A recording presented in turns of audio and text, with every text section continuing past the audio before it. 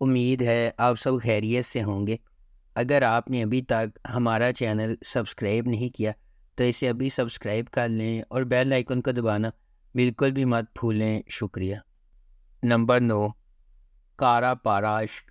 عمر ایک police officer ہے جو خودکشی کرنے والی اپنی منگیتر کے ممکنہ قتل کے بارے میں سچائی تلاش کرنے کے لیے مر رہا ہے۔ وہ ریاست کے ساتھ ایک معاہدے پر دستخط کرتا ہے۔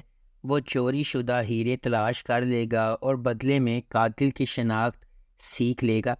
ایلف، جس نے اپنے والد کو ایک حادثے میں کھو دیا ہے، اسے معلوم ہوا ہے کہ اس کا پرفیکٹ باس دراصل ایک مافیا تھا جو پیسوں کو لانڈر کرتا تھا۔ اب اسے اپنے خاندان کو سنبھالنا ہے اور ہیروں کا $2 بلین کا قرض ادا کرنا ہے۔ اس کے علاوہ اس کی بہن اب ولن کے ہاتھوں میں بھی ہے۔ نمبر 8، یارگی۔ جب وہ ابھی لا اسکول میں تھی، جیلان کے والد کو ایک ایسے جرم کے لیے پھنسایا گیا جو اس نے نہیں کیا تھا۔ وہاں قانون ہے اور پھر انصاف ہے، اور جب سے اس کے والد کو جیل بھیجا گیا ہے، جیلان کو معلوم ہے کہ وہ کس طرف ہے۔ جیلان ایک دفاعی وکیل بن جاتی ہے اور ایک بہادر، متحرک اور لاپرواہ وکیل کے طور پر جانی جاتی ہے جس کا اس کے ساتھی احترام کرتے ہیں، لیکن استغاثہ اور پولیس کے ساتھ مسلسل مشکلات میں رہتی ہے۔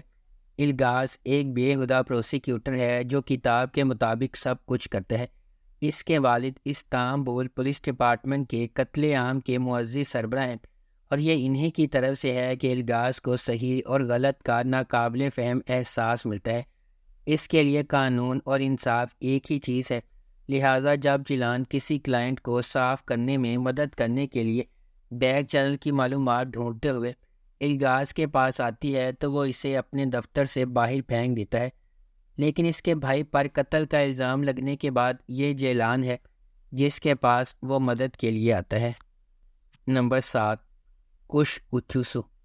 جب کہ جنریشن ایکس نئی دنیا، سوشل میڈیا، کاروبار کے نئے طریقوں سے ہم آہنگ ہونے کی کوشش کر رہی ہے، لیکن وہ اب بھی بڑی تصویر سے واقف نہیں ہے۔ دونوں نسلوں کے درمیان فرق اور اختلافات بلا شبہ مضبوط ہے۔ اس پس منظر میں ہم اصلی کی کہانی کی پیروی کریں گے، جو سیڑھیاں چڑھنے کے قابل ہونے کے لیے محنت کی قابلیت پر بھروسہ کرنے کے بجائے کوے کی طرح اڑنے کی کوشش کرتی ہے۔ سیریز میں سوال کیا جائے گا کہ آیا نئی دنیا کے طریقوں سے اصلی جیت سکتی ہے یا وہ ہار جائے گی تاکہ چوٹی تک پہنچ سکے اور میز پر سب سے زیادہ باوقار شخص بن سکے۔ نمبر 6، کارا سیودا۔ ایک متوسط گھرانے سے تعلق رکھنے والے کیمال کی زندگی کا واحد مقصد روزی کمانا اور زندہ رہنا ہے۔ مائن انجینئرنگ کا طالب علم، وہ معجزات پر یقین نہیں رکھتا، خاص طور پر جو محبت سے متعلق ہے۔ لیکن اس کی دنیا اس وقت بدل جاتی ہے جب نیہان اس کی مونوٹونس زندگی میں داخل ہوتی ہے۔ ایک امیر گھرانے سے نیہان محلے کے ایک امیر علاقے میں رہتی ہے، تاہم وہ خود کو اپنے ماحول کی اقدار سے دور اور اپنی دنیا سے دور پاتی ہے۔ تقریباً ناممکن کیمال اور نیہان کی محبت ان کے اختلافات کو پیچھے چھوڑ دیتی ہے، اور وہ اس وقت تک ساتھ رہنے کا انتظام کرتے ہیں جب تک کہ کیمال کو استانبول چھوڑ کر زونگلداک کی ایک کان میں کام کرنے کے لیے نہیں جانا پڑتا۔ نمبر 5، سین کال کا پیمی۔ ایدا ایک روشن، خوبصورت نوجوان لڑکی ہے جو ایک پھول فروش پر کام کرتی ہے۔ وہ اپنی ڈگری حاصل کرنے اور اٹلی جانے کے خواب دیکھتی ہے، لیکن اس کے خواب اس وقت چکنا چور ہو جاتے ہیں جب بولت ہولڈنگ کمپنی کے وارث نے اس کی اسکالرشپ منسوخ کر دی اور اسے یونیورسٹی چھوڑنا پڑی۔ اب صرف 2 چیزیں اسے جاری رکھتی ہیں، اس کی پودوں سے محبت اور اس کی سرکن بولت سے نفرت۔ جب سرکن یونیورسٹی میں تقریر کرنے آتا ہے تو ایدا باہر احتجاج کر رہی ہوتی ہے۔ بدقسمت واقعات کا ایک سلسلہ ان دونوں کو دن کے بیشتر حصے میں ایک ساتھ ہتھکڑیاں لگا کر چھوڑ دیتا ہے۔ جب ایدا کو معلوم ہوتا ہے کہ سرکن واقعی وہ سب کچھ ہے جس سے وہ نفرت کرتی ہے، مغرور، خود غرض اور ایک مکمل کنٹرول فریک۔ نمبر 4، کیزلجک شربتی۔ کیزلجک شربتی مثالی دعا کی دل فریب کہانی سناتا ہے جو ایک دیندار خاندان سے تعلق رکھنے والے ایک دلکش آدمی سے نا امید محبت میں پڑ جاتی ہے، جس کی اقدار اس کی والدہ کے ساتھ ٹکراتی ہے۔ ایک طاقتور ڈرامہ تخلیق ہوتا ہے جب وہ اپنی اختلافات پر قابو پانے اور ہم آہنگی تلاش کرنے کی کوشش کرتے ہیں۔ کھیزلجی شربتی مثالی دعا میں داکر و ارتقاء کی کھوج کرتی ہے جب اسے یونیورسٹی کے آغاز میں ایک ایسے شخص کے ساتھ محبت ملتی ہے جس کے عقائد اس کی والدہ کیولجم سے متصادم ہوتے ہیں۔ ایک غیر متوقع پریگنینسی دعا کی زندگی کے منصوبوں کو الٹ پلٹ کرنے کے لیے تیار ہے، جس سے مختلف دنیا کے بنیادی دو خاندانوں کو ہلا کر رکھ دیا ہے۔ نمبر 3، حدوثو سیودہ۔ حدوثو سیودہ خلیل ابراہیم کارسو کی کہانی ہے، جو اپنی پیدائش کے وقت بحیرہ اسود کے گاؤں میں واپس آتا ہے۔ خلیل کو اس وقت فرار ہونے پر مجبور کیا گیا جب وہ صرف 5 سال کا تھا، جب اس کے والد کو مقامی کرائم باس رضوان لیٹو نے قتل کر دیا تھا۔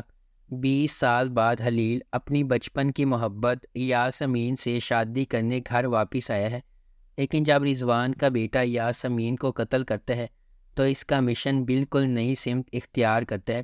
خلیل ایک آدمی کی فوج بن جاتا ہے جس کا واحد مقصد رضوان لیٹو کو تباہ کرنا ہوتا ہے۔ نمبر 2، یالی چپکنی۔ خالص آغا زیورات کی ایک بڑی سلطنت کا مالک اور کورہان خاندان کا سربراہ ہے۔ اگرچہ اس کا بیٹا اورہان اور سب سے بڑا پوتا فواد زیادہ تر کاروبار چلاتے ہیں، پھر بھی وہ کمپنی میں سب سے اہم فیصلے کرتے ہیں۔ اس کا چھوٹا پوتا فرید، جو اس کے بھائی فواز سے بہت مختلف ہے، ایک بہت ہی غیر ذمہ دار نوجوان بیچلر ہے جو ابھی بیرون ملک سے واپس آیا ہے جہاں وہ تعلیم حاصل کرنے گیا تھا۔ خالص فرید کی لاپرواہی کو مزید برداشت نہیں کر سکتا اور وہ اپنی بیوہ بہو افاقت پر پابندی لگاتا ہے کہ وہ اسے شادی کے لیے ایک اچھی لڑکی تلاش کر کے دے۔ یہ خبر کہ خالص آغا اپنے پوتے کے لیے دلہن کی تلاش میں ہے، نیلے رنگ سے گازین ٹپ میں کاظم کی حویلی تک پہنچتی ہے۔ کاظم کے امیر ہونے کی واحد امید اس کی خوبصورت بیٹیاں سنا اور سیران ہیں۔ نمبر 1، ادا مثالی۔ حزیران شہر کی ایک لڑکی ہے جسے اپنے کریئر اور استنبول کے تیز رفتار طرز زندگی کے لیے وقف کیا گیا ہے۔ وہ کسی اور زندگی کا تصور بھی نہیں کر سکتی، لیکن جب اس کی کمپنی اسے ایک دور افتادہ ایجین جزیرے پر بھیجتی ہے تاکہ وہ ایک نئے ریزورٹ کا راستہ صاف کر سکے تو ایک غلطی اس کی زندگی کو ہمیشہ کے لیے بدل دیتی ہے۔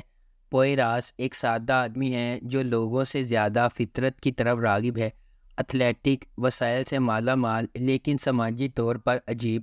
پوئراس اپنی چھوٹی سی زیتون کے تیل کے کارخانے کے سکون اور اطمینان سے لطف اندوز ہوتا ہے، جو زمین کے ایک خوبصورت حصے پر واقع ہے۔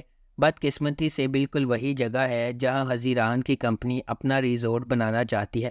جب حزیران اور پوئراس ملتے ہیں تو چنگاریاں اڑتی ہیں اور دونوں مخالف محبت میں پڑ جاتے ہیں۔